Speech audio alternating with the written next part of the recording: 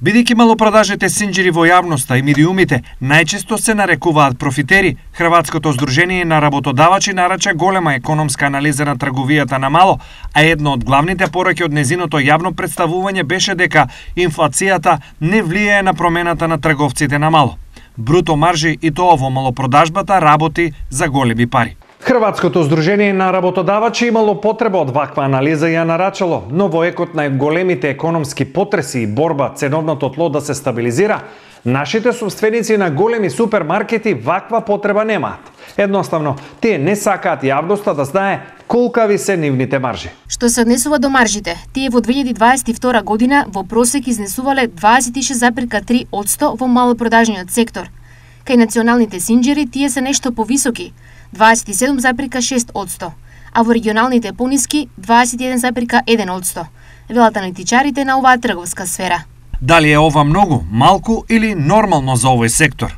Маржата како категорија е фактички делот на трговецот од кој тој се финансира, да речеме, трошоците и така натаму, тоа му е заработката.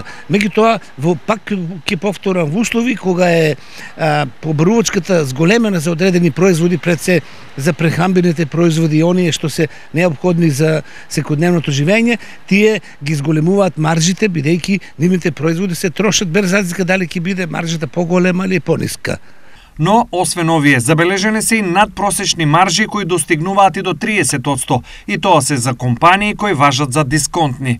Во големата трговија има правило дека маржата е мала, но се смета на голем промет. Брз обрат на пари и свеж капитал во секое време за да се купува што поевтино или жестока трка со време и пари. Маржите можат да се намалуваат единствено со зголемена конкуренција, односно зголемена понуда на стоки на пазарот, и само во тој случај трговците ќе мораат да се определат за помали маржи како би се ослободиле од залихите на стоки со кои располагаат. Тогаш, каде одат големите пари и кои се профитерите? Во Македонија бизнисот со трговија на мало во супермаркетите е вреден околу милијарда евра. Најголем промет има КАМ, а потоа се Тинекс маркети, Стокома, Кипер, Веро и други.